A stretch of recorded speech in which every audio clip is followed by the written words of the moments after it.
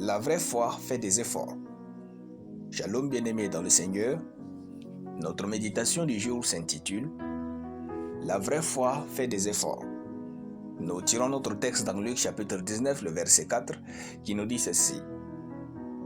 Il courut en avant et monta sur un sycomore pour le voir parce qu'il devait passer par là. Alléluia. Lorsqu'un homme ose dire qu'il a foi en Dieu, il est tenu de faire des efforts pour avoir une meilleure vie. Dans notre verset, Zachée désirait voir Jésus, mais il ne pouvait y parvenir à cause de la foule, car il était de petite taille. Alors Zachée courut en avant et monta sur un sycomore pour le voir. Dans plusieurs traductions populaires, à l'occurrence Louis II, il est dit de Zachée, il courut en avant et monta sur un sycomore. Nous voulons remarquer le verbe monta. Ce verbe ne donne pas profondément le sens de l'effort de Zachée. En effet, il est traduit du mot grec anabeno qui signifie aussi grimpa. Alors, lorsqu'on dit il monta un sycomore et il grimpa un sycomore, il y a une très grande différence.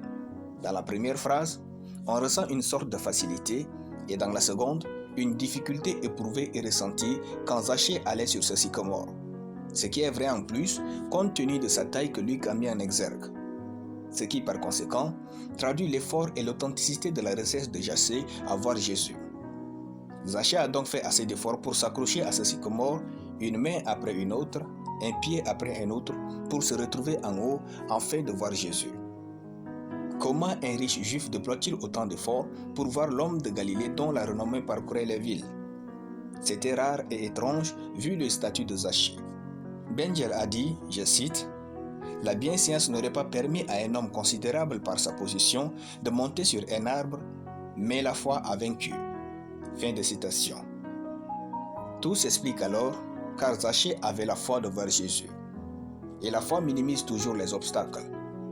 La foi est la plus grande source des efforts qui changent les hommes et les pousse à améliorer leurs conditions de vie. Votre foi vous fait faire des grands efforts en ce moment? La foi qui ne travaille pas n'est pas de la foi, mais de la folie.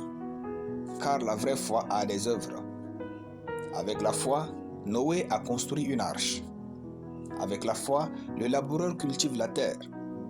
La vraie foi fait des efforts. Nos efforts seront toujours le côté visible de la foi qui nous habite. Si nous voulons avoir une meilleure vie, notre foi doit faire des grands efforts. La vraie foi ne nous garde jamais dans le même genre de joie, de motivation et d'enthousiasme. La vraie foi nous pousse à faire des choses que nous n'avons jamais faites pour recevoir des choses que nous n'avons jamais reçues. Alléluia. Nous allons prier. Merci tendre Père pour ta parole. Je déclare que ma foi produit des efforts qui couronnent ma vie de succès, de progrès, de joie et de bonheur au nom de Jésus. Amen. La lecture biblique en une année, Osée chapitre 7 à Osée chapitre 8. Soyez bénis, c'était le pain du ciel.